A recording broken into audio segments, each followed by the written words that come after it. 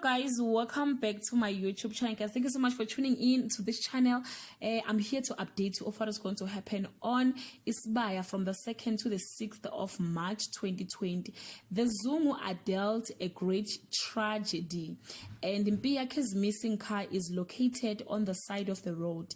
Kapela reaches out to Sbu while he is mourning, and Beauty hopelessly waits for Judas to return for her.